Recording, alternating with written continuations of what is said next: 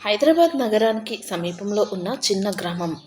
Road చివర మట్టిదారి తిరుగుతూ పోతే పాత చెట్ల నీడలో కలిసిపోయే చోట ఒక పాత ఇల్లు ఉంది. ఆ ఇల్లు గోడల రంగు కొద్దిగా ఊడిపోయి చిన్న చిన్న పగుళ్లతో ఉంది. ఆ ఇంటి తలుపుకి ఎదురుగా ఒక చిన్న తులసి కోట. దాని పక్కన మట్టి కుండీలలో పూల మొక్కలు. వసంతంలో పూలు విరబూస్తే ఆ ఇల్లు మరీ అందంగా కనిపిస్తుంది. ఆ ఇంటి యజమానురాలుని నేనే.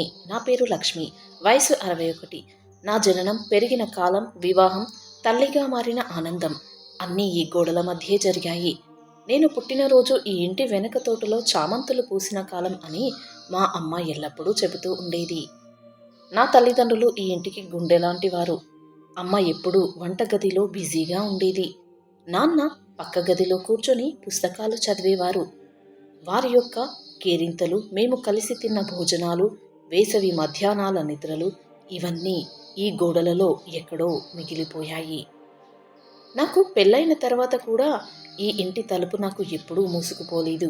ఎందుకంటే నేను పెళ్లి చేసుకుని అత్తగారింటికి వెళ్ళాక ఎంతో సంతోషంగా ఉన్నాము. కానీ ఉన్నట్టుండి ఒకరోజు భూకంపం వచ్చి మా ఇల్లు కూలిపోయింది. దాంతో ఎంతో బాధలో ఉన్నాము. అప్పుడు నా తల్లిదండ్రులు మాకు చెప్పారు, మాకు కొడుకైనా కూతురైనా నువ్వు ఒక్కదానివే ఉన్నావు. నువ్వు అల్లుడితో పాటు ఇక్కడికి రా, మనందరం కలిసే ఉందాము అని. ఆ విధంగా నా భర్తతో ఇక్కడికి వచ్చాను. నాతో పాటు నా భర్త ఇక్కడికి వచ్చాడు. దాంతో మేము ఇక్కడే ఉన్నాము. నా భర్త రాజు ఈ ఇంటిని మొదట చూసిన రోజే ఇదే మన కుటుంబపు గూడు అన్నాడు. మేమిద్దరం కూర్చొని తోటలో మొక్కలు నాటుకున్న రోజులు ఇప్పటికీ కళ్ళ ముందుంటాయి. రాజు చాలా ప్రశాంతమైన వ్యక్తి. ఆయన నవ్వు చాలా మధురంగా, మాటలు చాలా తేలికగా ఉండేవి. కానీ జీవితం ఎప్పుడు ఒకేలా ఉండదు కదా. రాజు చనిపోయి 9 ఏళ్ళయింది. ఆ రోజు తర్వాత ఈ ఇల్లు ఖాళీ అయింది. ఒకప్పుడు మాటలతో, నవ్వులతో నిండిపోయిన గదులు ఇప్పుడు నిశ్శబ్దంతో నిండిపోయాయి. ప్రతి ఉదయం నేను తులసి చెట్టుకు నీళ్లు పోసి రాజు నాటిన పూల మొక్కలను చూసుకుంటూ ఉంటాను. ఆయన కూర్చునే కుర్చీ ఇంకా అలాగే ఉంది. ఆ కుర్చీని తాకిన ప్రతిసారి ఆయన సాన్నిధ్యం ఇంకా ఉందనిపిస్తుంది. ఆయన పుస్తకాలు ఇంకా షెల్ఫ్లో ఉన్నాయి. పేజీల మధ్య ఆయన వేసిన పెన్సిల్ గీతలు చూడగానే కన్నీళ్లు అదుపు కావు. నా రోజులు ఒకేలా గడుస్తున్నాయి. ఇల్లు శుభ్రం చేయడం, పాత లేఖలు చదవడం, పుస్తకాలు సర్దడం, చాయ్ తాగుతూ బయట పూల తోటను చూడడం. రాత్రి అయ్యేసరికి చిన్న నోటు పుస్తకంలో 2-3 లైన్లు రాసి పడుకుంటాను. జీవితం చిన్న చిన్న అలవాట్లలోనే మిగిలిపోతుంది. నా ఒక్కగానొక్క కొడుకు వినయ్. వినయ్ ఈ ఇంటిలోనే పుట్టి పెరిగాడు. పాఠశాల, కాలేజ్ అన్నీ ఇక్కడే. చాలా తెలివైనవాడు. 20 ఏళ్ల వయసులో ఇంజనీరింగ్ చదవడానికి ఆస్ట్రేలియాకు వెళ్ళాడు. మొదట్లో చాలా ఫోన్ కాల్స్, లేఖలు, పోస్ట్ కార్డులు, ప్రతి పండుగకు గిఫ్టులు పంపేవాడు. సిడ్నీ నగరం నుండి పంపే పోస్ట్ కార్డులపై పెద్ద పెద్ద భవనాలు, సముద్ర తీరాలు, వింత పువ్వుల ఫోటోలు ఉండేవి. వాటిని గోడకు అతికించుకుని ప్రతిరోజు చూస్తూ ఉండేదాన్ని. కానీ కాలక్రమేణా అతడి యొక్క ఫోన్ కాల్స్ చిన్నవవుతూనే పోయాయి. అమ్మా బిజీగా ఉన్నాను అనే మాటే ఎక్కువయింది. ఈమెయిల్స్ రావడం మానేశాయి. ఒకరోజు వినయ్ పెళ్లి చేసుకున్నాడని తెలిసింది. హానా అనే ఆస్ట్రేలియన్ అమ్మాయిని. 2 చిన్నపిల్లలు పుట్టారు వారికి. నేను ఫోటోలలో వాళ్ళని చూశాను. చాలా ముద్దుగా ఉన్నారు. కానీ వాళ్ళను కేవలం స్క్రీన్లో మాత్రమే నేను చూడగలిగాను. నిజంగా తాకే అదృష్టం నాకు ఇప్పటివరకు కలగలేదు. నేను ప్రతి ఉదయం ఫోన్ చెక్ చేశాను. కానీ కొత్త మెసేజ్లు చాలా అరుదు. పాత మెసేజ్లనే మళ్ళీ మళ్ళీ చదివి కొత్తవే అన్నట్టు అనిపించుకునేది నా అలవాటు అయిపోయింది. వినయ్ చిన్నప్పుడు వేసిన క్రేయాన్ చిత్రాలు అన్నీ ఇప్పటికీ ఒక చెక్క పెట్టెలో నేను భద్రపరిచాను. అతడు నన్ను మర్చిపోయినా నేను ప్రతి రాత్రి వినయ్ కోసం ప్రార్థిస్తూనే ఉంటాను. కానీ ఉన్నట్టుండి ఒక మధ్యాహ్నం ఆ నిశ్శబ్దాన్ని చెరిపివేస్తూ తలుపు తట్టిన శబ్దం వినిపించింది. ఆ మధ్యాహ్నం సూర్యరశ్మి కాస్త సద్దుమణిగింది. ఆకాశంలో మబ్బులు చేరి గాలి మృదువుగా వీచింది. నేను కిచెన్లో కప్పులో చాయ్ వేసుకుంటూ కిటికీ పక్కన తులసి చెట్టును చూసుకుంటున్నాను. అప్పుడు ఒక్కసారిగా టక్ టక్ అని తలుపు తట్టిన శబ్దం వినిపించింది. నా మనసు ఒక్కసారిగా కుదుపు తిన్నట్టయింది. ఈ మధ్య కాలంలో నా తలుపు దగ్గర ఎవరూ తట్టడం జరగలేదు. పోస్ట్ మ్యాన్ కూడా లేఖలు బాక్స్లో వేసి వెళ్తాడు. పక్కింటి వాళ్ళు కూడా ముందుగా ఫోన్ చేసి వస్తారు. కాబట్టి ఎవరూ తలుపు తట్టడం అంటే అది అసాధారణం. నెమ్మదిగా గుండె కొట్టుకునే శబ్దం వినిపిస్తున్నట్టుగా తలుపు వైపుకి నడిచాను. తాళం తీయడానికి చేతులు కొంచెం వణికాయి. తలుపు కాస్త తెరిచి చూశాను. వినయ్. అతడు అక్కడే నిలబడి ఉన్నాడు. ముఖం మీద కొంచెం అలసట, కళ్ళ కింద నల్లటి వలయాలు. కానీ ఆ కళ్ళల్లో నా చిన్నప్పుడు చూసిన పసితనం ఇంకా కొంత కనిపించింది. పక్కన ఒక సూట్ కేస్. గాలి అతని జుట్టును కదిలిస్తుంది. ఆ క్షణంలో ఏ ఆలోచన లేకుండా 10 సంవత్సరాల క్షణాలన్నీ, నిద్రలేని రాత్రులన్నింటినీ, ఎదురు చూసిన ఉదయాలన్నీ అన్నీ కూడా ఒకే క్షణంలో కరిగిపోయాయి. నేను ముందుకు పరిగెత్తి నా కొడుకుని కౌగిలించుకున్నాను కన్నీళ్లతో. అమ్మా అని వినయ్ మృదువుగా అన్నాడు. ఆ ఒక్క మాట నా చెవిలో ఒక మధుర గీతంలా వినిపించింది. రా బాబు లోపలికి రా అని నేను తడబడి చెప్పాను. లోపలికి వచ్చి వినయ్ చుట్టూ చూశాడు. అన్నీ అలాగే ఉన్నాయి అన్నాడు. అవును. కానీ నిశ్శబ్దం ఎక్కువైంది. ఇల్లు మందగించింది, వృద్ధమైపోయింది అని నేను చప్పున అన్నాను. నేను కిచెన్కి వెళ్ళి టీ వేశాను. ప్రత్యేక సందర్భాల కోసం దాచుకున్న బాదం బిస్కెట్లు ఒక చిన్న ప్లేట్లో పెట్టాను. వినయ్ కప్పు తీసుకుని మెల్లగా తాగుతూ కిటికీ బయట తోటను చూస్తూ ఉన్నాడు. మొదట్లో మేము ఎక్కువగా మాట్లాడలేకపోయాం. మాటలు ఉన్నా అవి గొంతుకు దాటలేకపోయాయి. మౌనం. కానీ ఆ మౌనం వెనుక ఎన్నో భావోద్వేగాలు. నా మనసు ఎందుకు ఇన్ని ఏళ్ళు రాలేదు అని అరవాలని ఉంది. కానీ పెదవులు మూసుకున్నాయి. కొద్దిసేపటికి నా కొడుకు వినయ్ మొదలుపెట్టాడు. నిన్ను ఎంతో మిస్ అయ్యాను అమ్మా. కానీ జీవితం చాలా బిజీ అయిపోయింది. పని, ఫ్యామిలీ, ప్రెజర్ ఇవన్నీ నన్ను దూరం చేశాయి అని అన్నాడు. ఆ మాటలు విని నా హృదయం కాస్త గట్టిగా కొట్టుకుంది. కోపం కాదు, బాధ కాదు, ఒక వింత ఖాళీ. వినయ్ దూరంగా ఉన్న ఈ ఇన్నేళ్ళు నా హృదయంలో ఎన్నో ఘాట్లు పెట్టాయి. సాయంత్రం అయిపోయింది. సూర్యాస్త సమయం. కిటికీ ద్వారా లోపలికి వచ్చింది. ఆ బంగారు వెలుతురులో వినయ్ ముఖం కాస్త ప్రశాంతంగా కనిపించింది. అప్పుడు వినయ్ ఒక్కసారిగా అమ్మా నువ్వు ఒంటరిగా ఉండకూడదు. నిన్ను నాతో పాటు ఆస్ట్రేలియాకి తీసుకెళ్ళాలి అనుకుంటున్నాను. మా ఇంట్లో నీకు ఒక గది ఉంటుంది. నా పిల్లలు తమ నానమ్మను కలవాలని కోరుకుంటున్నారు అని అన్నాడు. వెంటనే నా చూపు గదంతా తిరిగింది. ఈ కుర్చీలు, ఈ ఫోటోలు, ఈ గిన్నెలు, రాజు వాడిన స్కార్ఫ్, నేను వేసిన పరుపులు అన్నీ నా జీవితం. వీటిని వదిలి వెళ్ళగలనని ఊహించుకోలేకపోయాను. కానీ నా వినయ్, నా ఒక్క కొడుకు, అతనితో ఉండడం ఎప్పటినుంచో కలగంటున్నాను. ఆ రాత్రి భోజనం చేసిన తర్వాత మేమిద్దరం పాత ఫోటో ఆల్బమ్స్ చూశాము. వినయ్ చిన్నప్పటి స్కూల్ ఫోటోలు, పుట్టినరోజు వేడుకలు, రాజు తీయించిన ఫోటోలు అన్నింటినీ చూసి కొన్నిసార్లు నవ్వుకున్నాం.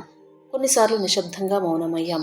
కానీ నాకు తెలియదు ఈ కలిసిన సాయంత్రం నా జీవితంలో చివరి ప్రశాంతమైన రాత్రి అవుతుందని.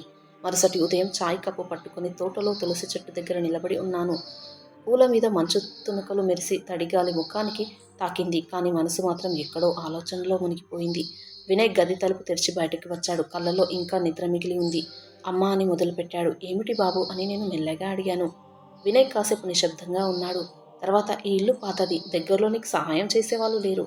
మనం అమ్మేసేద్దాం. ఆ డబ్బుతో నీ కొత్త జీవితం మొదలు పెడదాం. నువ్వు ఆస్ట్రేలియాలో సేఫ్గా ఉంటావు అన్నాడు. ఆ మాట విన్న వెంటనే నా హృదయం లోపల ఏదో బరువుగా పడినట్టు అనిపించింది. ఈ గోడల మధ్య నా బాల్యం, నా యవ్వనం, నా పెళ్లి, నా తల్లిదండ్రుల చివరి శ్వాసలు అన్నీ ఇమిడి ఉన్నాయి. ఈ గోడలు కేవలం ఇటుకలతో చేసినవి కాదు. ఇవి నా జీవితపు ప్రతి పేజీని మోసినవే. ఇల్లు అమ్మేయాలి అనే మాట నా చెవుల్లో ఇంకా మోగుతూనే ఉంది. నా పెదవులు ఏమీ అనలేకపోయాయి. వినయ్ నా వైపు చూస్తూ, అమ్మా నువ్వు ఒంటరిగా ఉండడం నాకు అస్సలు ఇష్టం లేదు అన్నాడు. అతడు ప్రేమతో అన్నాడని నాకు తెలుసు. కానీ ఈ నిర్ణయం నా హృదయాన్ని ముక్కలు చేస్తుందనిపించింది. మధ్యాహ్నం భోజనం తర్వాత వినయ్ ల్యాప్టాప్ తీసుకుని ఎవరో రియల్ ఎస్టేట్ ఏజెంట్తో వీడియో కాల్లో మాట్లాడాడు. వాళ్ళు ఇంటి ఫోటోలు, గదుల కొలతలు అడిగారు. నేను పక్క గదిలో కూర్చొని వారి మాటలు వింటూనే కూరగాయలు తరగడం మొదలుపెట్టాను. కానీ నా మనసు మాత్రం ఒక్కో వస్తువుని తాకుతూ జ్ఞాపకాల లోకంలో తేలుతూ ఉంది. 2 రోజుల తర్వాత ఇల్లు అమ్మడానికి వాళ్ళు వచ్చారు. గదులు చూసి ఫోటోలు తీసి గోడల మీదున్న పాత ఫోటో ఫ్రేమ్స్ని కూడా గమనించారు. ఆ ఫ్రేమ్లలో రాజు పక్కన కూర్చొని ఉన్న నేను, వినయ్ చిన్నప్పుడు వేసుకున్న పూల కిరీటం, మా అమ్మ నాన్న పెళ్లి ఫోటో, ఇవన్నీ వాళ్ళకు కేవలం పిక్చర్స్ మాత్రమే. కానీ నాకు ఇవి నా ప్రాణాల ముక్కలు. ఆ రాత్రి మంచంపై పడుకున్నా నిద్ర రాలేదు. తలుపైన ఉన్న గడియారం టిక్ టిక్ శబ్దం మాత్రమే వినిపించింది. ఒకప్పుడు ఈ శబ్దం నాకు ప్రశాంతంగా అనిపించేది. కానీ ఇప్పుడు అది నా ఇంటి గుండె కొట్టుకోవడం లాంటి శబ్దం అనిపించింది. ఇంకా కొన్ని రోజుల్లో ఆ గుండె ఆగిపోతుందేమో అనే భయం పుట్టింది. 3వ రోజు ఉదయం ప్యాకింగ్ మొదలుపెట్టాను. మొదటగా పాత అల్మారాలో ఉన్న బట్టలు బయటకు తీశాను. వాటిలో నా పెళ్లి శారీ, రాజు వేసుకున్న పట్టు షర్ట్లు, వినయ్ చిన్నప్పుడు వేసుకున్న స్కూల్ యూనిఫామ్స్ ఉన్నాయి. వాటిని ఒక్కొక్కటిగా చేతిలో పట్టుకొని కాసేపు మృదువుగా తాకాను. ఆ వస్తువులను వదిలేయడం అంటే నా గతాన్ని వదిలేయడం లాంటిది. రాజు వాడిన స్కార్ఫ్ని మడత పెట్టి నా సూట్ కేసులో పెట్టాను. ఈ ఒక్కటి మాత్రం నాతో వస్తుంది అని నా మనసులో అనుకున్నాను. వినయ్ పక్క గదిలో కూర్చొని, అమ్మా, అవసరం లేని వాటిని వదిలి ఆస్ట్రేలియాలో నీకు కొత్తవన్నీ తెస్తాను అన్నాడు. నాకు తెలుసు అతని ఉద్దేశం మంచిదే, కానీ కొన్ని వస్తువులు కొత్త వాటితో భర్తీ చేయలేము. ఫర్నిచర్లో కొన్నింటిని పక్కింటి వాళ్ళకు ఇచ్చాను. వాళ్ళు ఇది బరువుగా ఉంది, మేము కాస్త జాగ్రత్తగా మోస్తాం అని చెప్పినప్పుడు నా గుండెలో ఏదో లాగేసినట్టు అనిపించింది. పాత బట్టలను పేదలకు ఇచ్చాను. ఆ బట్టల్లో కొన్ని ఇంకా రాజు జ్ఞాపకాలు మిగిలి ఉన్నాయి. చివరికి నా సూట్ కేసులో కేవలం 2-3 చీరలు, భగవద్గీత పుస్తకం, రాజు స్కార్ఫ్, కొద్ది ఫోటోలు మాత్రమే పెట్టుకున్నాను. మిగతా అన్నీ ఈ గోడలతో, ఈ నేలతో, ఈ ఇంటితో కలిసి మిగిలిపోయాయి. ఇల్లు అమ్మేశారు. డబ్బు నేరుగా వినయ్ అకౌంట్లోకి వెళ్ళిపోయింది. వినయ్ చెప్పినట్టు ట్రిప్ షిఫ్టింగ్ కోసం. ఆ రోజు సాయంత్రం చివరిసారిగా తలుపు తాళం వేసి బయటకు నడిచాను. ఆ తలుపు చప్పుడే నా హృదయం ఛిద్రమైన శబ్దంలా అనిపించింది. ఉదయం 5 గంటలకు అలారం మోగింది. కిటికీ బయట ఇంకా అర్ధ చీకటి, కానీ నా మనసు మాత్రం నిద్రలో లేనేలేదు. రాత్రంతా మెలకుల మధ్య గడియారం టిక్ టిక్ మాత్రమే వింటూ ఉన్నాను. నేడు కొత్త జీవితం మొదలవుతుందనే ఉత్సాహం, అలాగే ఏదో తెలియని భయం. నేను శుభ్రంగా శారీ కట్టుకున్నాను. పసుపు రంగు పట్టు శారీ. దానిని చివరిసారి ఈ దేశంలో వేసుకుంటున్నాను అని నాకు తెలుసు. జుట్టు బిగించాను. సన్నని గాజులు వేసుకుని రాజు స్కార్ఫ్ని మెల్లగా నా మెడ చుట్టూ వేసుకున్నాను.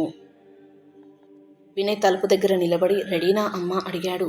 అవును బాబు, కానీ అని మాట ఆపేశాను. ఏమిటి కానీ అని అతడు మెల్లగా నవ్వాడు. ఇది కలలా అనిపిస్తుంది. ఇంత సులభంగా పాత జీవితాన్ని వదిలేస్తానని ఎప్పుడూ అనుకోలేదు అన్నాను. అమ్మా, కొన్నిసార్లు కొత్త జీవితానికి పాతదాన్ని వదిలేయాల్సిందే అని చెప్పాడు. కార్ డ్రైవ్ చేస్తూ రోడ్డు పక్కన పాత మామిడి చెట్లు, నేను ఎప్పుడూ వెళ్ళి దర్శించుకునే శివాలయం, చాయ్ దుకాణం అన్నీ చూసుకుంటూ వెళ్ళాను. ఇవి ఇక మళ్ళీ కనబడవని హృదయం గట్టిగా చెబుతోంది. ఎయిర్పోర్ట్ చేరుకున్నాము. పెద్ద హాల్లో జనాలు ఎగురుతున్న పక్షుల్లా తిరుగుతున్నారు. ఒక్కోరు ఒక్కో దిశలో, ఒక్కో కథతో. వినయ్ చెక్-ఇన్ కౌంటర్ వద్ద పని ముగించుకొని, అమ్మ నువ్వు కూర్చో, నేను నీకు వీల్ చైర్ తెస్తాను, నువ్వు ఎక్కువగా నడవకూడదు అని అన్నాడు. అవసరం లేదు బాబు, నేను బాగానే నడుస్తున్నాను అని చెప్పినా పట్టించుకోలేదు. లేదమ్మా, ఇది పెద్ద ఎయిర్పోర్టు, నేను వెంటనే వస్తాను అని చెప్పి వెళ్ళిపోయాడు. నేను ఒక మూలలో కుర్చీలో కూర్చున్నాను. నా పక్కన చిన్న పిల్లాడు తన తల్లికి చాక్లెట్ అడుగుతున్నాడు. ఒక వృద్ధుడు పేపర్ చదువుతున్నాడు. కొంతమంది ట్రాలీలు తోస్తున్నారు. గడియారం చూశాను. అతడు వెళ్ళి 10 నిమిషాలు అయ్యాయి. ఇంకా వినయ్ రాలేదు. 20 నిమిషాలు, 30 నిమిషాలు. నా గుండె ఇంకా వేగంగా కొట్టుకోవడం మొదలైంది. ఫోన్ తీసి కాల్ చేశాను. రింగ్ అవుతూనే ఉంది. ఎవరూ ఎత్తలేదు. ఒక సెక్యూరిటీ గార్డ్ దగ్గరికి వెళ్ళి, నా కొడుకు వీల్ చైర్ కోసం వెళ్ళి ఇంకా రాలేదు, మీరు చూసారా అని అడిగాను. ఆయన తల ఆడించి, ఇంకా వెతుకుతాను అని చెప్పాడు. 1 గంట గడిచింది. జనసంతోహం మారింది. కొత్త ప్రయాణికులు వచ్చారు. పాతవాళ్ళు వెళ్ళిపోయారు. కానీ వినయ్ మాత్రం కనిపించలేదు. నా చేతులు చెమట పట్టాయి. తలలో ఒకే ఆలోచన, నా కొడుకుకి ఏమీ కాకూడదు, అతడు క్షేమంగా ఉండాలి అని. ఆ క్షణం నా జీవితంలోని ఖాళీ గోడల కంటే కూడా భయంకరంగా అనిపించింది. ఆ సమయానికి నా గుండె ఒక్కసారిగా బరువెక్కింది. అప్పుడే నీలి యూనిఫామ్లో పొడవాటి వ్యక్తి, ఒక పోలీస్ అధికారి నా దగ్గరికి వచ్చాడు. అమ్మగారు, మీరు ఎవరినైనా ఎదురు చూస్తున్నారా అని ఆయన మృదువుగా అడిగాడు. నా గొంతు బిగుసుకుపోయింది. అవును, నా కొడుకు వినయ్ వీల్ చైర్ తెస్తానని చెప్పి వెళ్ళాడు. గంటకు పైగా అయ్యింది అన్నాను. నా చేతిలో ఉన్న టికెట్, అతడి ఫోటో చూపించాను. ఆ అధికారి తన వాకీటాకీలో ఏదో చెప్పి కొంతసేపు ఆగి తిరిగి వచ్చాడు. ఆయన ముఖంలో ఏదో గంభీరత. అమ్మగారు, వినయ్ ఇప్పటికే బోర్డింగ్ అయిపోయాడు, ఒంటరిగా అన్నాడు. ఆ మాటలు నా చెవుల్లో కరాళంగా మాదిరిగా వినిపించాయి. కుర్చీలో కూలబడిపోయాను. నా గుండె ఖాళీ అయిపోయింది. నాకిప్పుడు ఇల్లు లేదు, నాకు డబ్బు లేదు, ఇప్పుడు నా కొడుకు కూడా లేడు. మీరు ఎవరికైనా ఫోన్ చేయాలనుకుంటున్నారా అని ఆయన అడిగాడు. నేను తల ఊపాను. ఫోన్ చేసేందుకు ఎవరూ లేరు అని. అప్పుడు ఆయన మెల్లగా అన్నాడు. అమ్మా, ఇక్కడ ఇలా ఉండకండి అని నాతో ఆ అధికారి తన పేరును చెప్పాడు.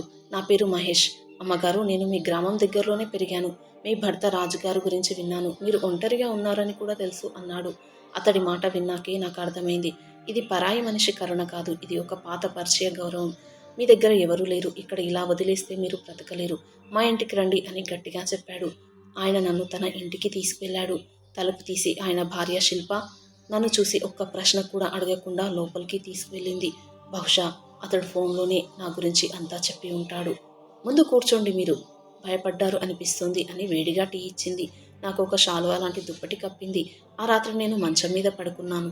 నిద్ర రాలేదు. కళ్ళు మూస్తే వినయ్ ముఖమే కనిపిస్తుంది. కానీ ఇప్పుడు ఆ ముఖం పక్కన ఒక ఖాళీ ఉంది. అతడు తిరిగి రాడనే ఖాళీ. మరుసటి రోజు తెల్లవారుజామున మహేష్ ఫోన్ మోగింది. అతడు ఫోన్ తీసుకొని విన్న వెంటనే గట్టిగా ఊపిరి పీల్చుకున్నాడు. కళ్ళలో ఒక భయంకరమైన నీడ. వంటగదిలో శిల్పతో మెల్లగా మాట్లాడుతున్నాను అని అనుకున్నాడు. కానీ నేను విన్నాను. నిన్న రాత్రి సిడ్నీ వెళ్లే ఫ్లైట్ టేకాఫ్ అయిన 40 నిమిషాలకే కూలిపోయింది. అందులో ప్రయాణిస్తున్న ఎవరూ బ్రతకలేదు అన్నాడు. నా కాళ్ళు బలహీనపడ్డాయి. కుర్చీలో కూలబడిపోయాను. అతడు నన్ను మోసం చేశాడు, వదిలేశాడు. అయినా అతడు నా కొడుకే.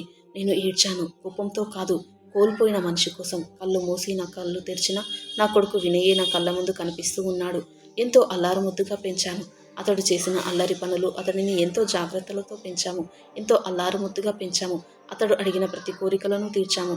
తన ముద్దుల కొడుకుగా ఈ విధంగా చనిపోయాడు అని తెలిసి తట్టుకోలేకపోయాను. విలవిలా ఏడ్చాను. అప్పుడు అక్కడే ఉన్న మహేష్ మరియు అతడి భార్య నన్ను ఓదార్చారు. తర్వాత అతడి భార్య అడిగింది, నిన్ను మోసం చేసి వెళ్ళిపోయిన కొడుకు గురించి ఇంతలా ఎందుకు ఏడుస్తున్నావు? భగవంతుడు అతడికి తగిన శాస్తి చేశాడు అని. ఆ మాటలు విని నాకు చాలా బాధ కలిగింది. నా కొడుకును ఎవరైనా ఏదైనా మాట అంటే నేను అస్సలు తట్టుకోలేను. అప్పుడు చెప్పాను, వాడికి ఏదో అర్జెంట్ పని ఉందేమో, అందుకే వదిలేసి వెళ్ళిపోయాడు. అతని గురించి ఒక్క మాట కూడా నేను నెగిటివ్గా వినను అని. అప్పుడే అక్కడికి చిన్న వ్యాన్ వచ్చింది. ఇది మున్సిపల్ వృద్ధాశ్రమం. ఇక్కడ తాత్కాలికంగా ఉండవచ్చు. అక్కడ మంచి సంరక్షణ ఉంటుంది అని మహేష్ గారు వివరించారు. వారు సిబ్బందికి నన్ను పరిచయం చేసి ఈవిడకు ఆహారం, సేఫ్ గది ఏర్పాటు చేయండి అని చెప్పారు. వృద్ధాశ్రమంలోని మొదటి రాత్రి గది చిన్నదే కానీ శుభ్రంగా ఉంది. ఒక మంచం, పక్కన చిన్న టేబుల్, గోడపై గడియారం. మిగతా గదుల్లో కూడా నాలాగే నల్లని జ్ఞాపకాలతో నిండిన కళ్ళున్న మహిళలు ఉన్నారు. రాత్రి భోజనం తర్వాత ఒక వృద్ధమ్మ నాతో మాట్లాడుతూ, ఇక్కడ మొదటి రోజులు కష్టం, కానీ మెల్లగా మనసు అలవాటు పడుతుందని చెప్పింది. అమ్మా నాన్న ఇల్లు గుర్తొచ్చింది. రాజుగారు గుర్తొచ్చారు. వినయ్ చిన్నప్పుడు పరిగెత్తుకుంటూ అమ్మ అని పిలిచిన శబ్దం గుర్తొచ్చింది. నేను దుప్పటి కప్పుకొని ఆ శబ్దంతోనే, అతడి జ్ఞాపకాలతోనే కంట్లో నుంచి వస్తున్న నీళ్లను తుడుచుకుంటూ నా కొడుకును తలుచుకుంటూ గడిపాను. తర్వాత రోజు ఉదయం కాస్త విచిత్రంగానే అనిపించింది.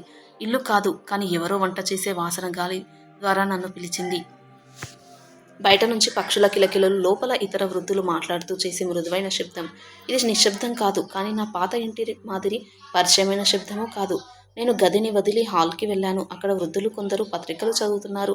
మరికొందరు పాత పాడుపడ్డ టీవీలో పాత సినిమాలు చూస్తున్నారు.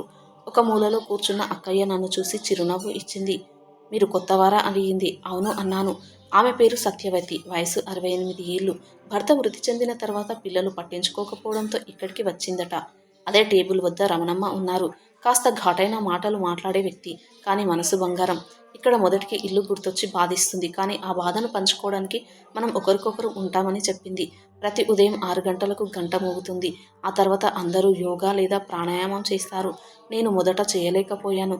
గుండె నొప్పి, మోకాల నొప్పి. కానీ నన్ను పట్టుకొని సత్యవతి అక్కయ్య మెల్లగా ఒక్కో శ్వాసతో చేయాలి అని చెప్పింది.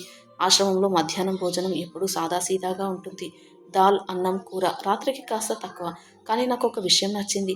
ఇక్కడ ఎవరు ఒంటరిగా తినరు. అందరం పెద్ద టేబుల్ చుట్టూ కూర్చొని తింటాం. పెద్దగా నవ్వులు, చిన్నగా తగవులు మరియు బాధలు అన్నీ కలిసే ఉంటాయి. 3వ రోజు సాయంత్రం ఆశ్రమం గేటు వద్ద మహేష్ గారు కనబడ్డారు. అతడు నన్ను చూసి, లక్ష్మమ్మ గారు మీరు బాగున్నారా అడిగాడు. మీరు నన్ను ఇక్కడికి పంపకపోతే ఏం జరిగేదో తెలియదు అంటూ అన్నాను. అప్పుడు అతడు ఒక చిన్న కవర్ని ఇచ్చాడు. అందులో నా ఫోన్, కొన్ని పాత ఫోటోలు, కొద్దిగా నగదు ఉన్నాయి. ఇవి మీ లగేజ్ నుండి తీసి పెట్టాము. ఆ రోజు తొందరలో ఇవ్వలేకపోయాము అన్నాడు. నా కంట్లో నుంచి కన్నీళ్లు వచ్చాయి. ఈసారి బాధ వల్ల కాదు, ఎవరో నన్ను మర్చిపోలేదనే సంతోషం వల్ల. ఆశ్రమంలో మొదటి వారం చాలా భారంగా గడిచింది. ప్రతి ఉదయం కళ్ళు తెరిచిన వెంటనే నా పాత ఇంటి గోడలు, రాజు కూర్చున్న కూర్చి, వినయ్ చిన్నప్పుడు వేసిన బొమ్మలు గుర్తొచ్చేవి. ఇవి ఇప్పుడు ఎక్కడో, ఎవరి చేతుల్లో ఉన్నాయనిపించింది. కానీ రోజులు గడిచే కొద్దీ ఇక్కడి రొటీన్ నా జీవితంలో కొత్త రీతిని తీసుకువచ్చింది. సత్యవతి అక్కయ్యతో కూర్చొని పత్రికలో వంటకాలు చదవడం, రమణమ్మతో పాత సినిమాల గురించి తగవులు పెట్టుకోవడం, ఇవన్నీ నాలో చిన్న చిన్న వెలుగులు వెలిగించాయి. ఒక సాయంత్రం ఆశ్రమంలో పాటల పోటీలు పెట్టారు. మొదట నేను నాకు రాదు అని తప్పించుకున్నాను. సత్యవతి అక్కయ్య నన్ను స్టేజ్ పైకి లాగేసింది. పాత భక్తి గీతం పాడాను. పాట మధ్యలోనే నా గలం కంపించిపోయింది. కానీ చివరికి అందరూ చప్పట్లు కొట్టారు. ఆ రోజు రాత్రి చాలా రోజుల తర్వాత నాకు కాస్త ప్రశాంతంగా నిద్రపోయాను. మహేష్ గారు ప్రతివారం ఒకసారి వస్తూ ఉండేవారు. ఏం అవసరమో చూసి కొన్నిసార్లు పండ్లు, దుప్పట్లు తెచ్చేవారు. మీరు ఇక్కడ సేఫ్గా ఉన్నారని చూసి సంతోషంగా ఉంది అని చెప్పేవారు. మెల్లగా ఆయన మాటల్లో ఒక రకమైన జాగ్రత్త, ఒక గౌరవం అనిపించేది. అప్పుడు నేను అడిగాను, నా సొంత కొడుకే నన్ను వదిలి వెళ్ళిపోయాడు, మరి నువ్వెందుకు ఇలా నన్ను ఇంత ప్రేమగా చూసుకుంటున్నావు అని. అప్పుడు అతడు చెప్పాడు, నేను నీ కొడుకులాగానే ఒకప్పుడు ప్రవర్తించాను. నా తల్లిదండ్రులను సరిగ్గా పట్టించుకోలేదు. నా పెళ్ళాం పిల్లలు ఇదే నా భవిష్యత్తు అనుకున్నాను. వారికి అనారోగ్య సమస్యలు ఉన్నా కూడా నేను వారిని సరిగ్గా పట్టించుకోలేదు నా తల్లిదండ్రులను. వారితో కనీసం ఫోన్‌లో మాట్లాడడానికి కూడా పెద్దగా ఇష్టపడేవాడిని కాదు. ఎప్పుడూ బిజీగా ఉన్నాను అంటుండేవాడిని. పిల్లల చదువులు, వాళ్ళ భవిష్యత్తు కోసం నేను కూడా మారిపోయాను. నా తల్లిదండ్రులను అస్సలు పట్టించుకోలేదు. వారికి ఎన్ని అనారోగ్య సమస్యలు ఉన్నా వారిని పట్టించుకోకపోయేవాడిని. వాళ్ళు నా దగ్గరికి రావడానికి ఎంతో ఆశపడ్డారు. కానీ నేను ఎప్పుడూ తీసుకురాలేదు వారిని. ఇలా నా తల్లిదండ్రుల గురించి ఆలోచిస్తే మరి నా పిల్లల భవిష్యత్తేంటి అన్న ఆలోచనతో వారిని ఎక్కువగా పట్టించుకోలేదు. దాంతో వారు ఎంతో బాధపడేవారు. కానీ నేను ఆ బాధను పట్టించుకోలేదు. వాళ్ళు అనారోగ్యంతో మరణించారు. ఆ తర్వాత నేను చాలా బాగానే ఉన్నాను. కానీ రాను రాను మా ఇంట్లో అశాంతి నెలకొంది. పిల్లలు ఎప్పుడూ అనారోగ్యంతో ఉంటారు. ఇంట్లో శాంతి అనేది లేకుండా పోయింది. ఎల్లప్పుడూ ఏవో ఆర్థిక సమస్యలు, ఎప్పుడూ ఏవో సమస్యలు వస్తూనే ఉంటాయి. నేను పిల్లలకు ఏదైనా చిన్న అనారోగ్యం వచ్చినా అస్సలు తట్టుకోలేను. ఎంతో బాధపడిపోతాను. వారి భవిష్యత్తే నా యొక్క భవిష్యత్తు అన్నట్టుగా పాటుపడుతూ ఉన్నాను. అప్పుడు ఒకానొక రోజు నాకు గుర్తుకు వచ్చింది. నేను నా పిల్లల పట్ల ఎంత బాధ్యతగా, ప్రేమగా ఉన్నాను. ఒకప్పుడు నా తల్లిదండ్రులు నాపై కూడా అంతే ప్రేమను ఎప్పుడూ కనబరిచారు కదా! ఆ ప్రేమను నేను ఎంతో కూడా అస్సలు పట్టించుకోలేదు. అది గుర్తుకు వచ్చింది. ఆ పశ్చాత్తాప భావనలో అగ్నిలా దహించి వేస్తుంది నాకు. కానీ వాళ్ళని ఇప్పుడు నేను సరిగ్గా చూసుకోవడానికి వాళ్ళు ఈ లోకంలో అసలు లేనే లేరు. మీరు ఆ రోజు ఎయిర్‌పోర్ట్‌లో మీ కొడుకు కోసం ఎదురు చూస్తూ ఉన్నప్పుడు నేను కూడా మీ కొడుకులాంటి వాడినే అని నా తల్లిదండ్రులు ఎంత బాధపడ్డారో నాకు మళ్ళీ అర్థమయ్యింది. అందుకే ఇప్పుడు నేను నా తల్లిదండ్రులను ఎలాగో తిరిగి తీసుకురాలేను. వారిని సరిగ్గా చూసుకోలేను. కాబట్టి మిమ్మల్ని చూస్తూ ఉంటే నా తల్లి నాకు గుర్తుకు వచ్చింది. అందుకే ఇలా చేశాను. కనీసం దీంతో అయినా నేను చేసిన పాపం తగ్గిపోతుందేమో అంటూ కన్నీళ్లు పెట్టుకున్నాడు.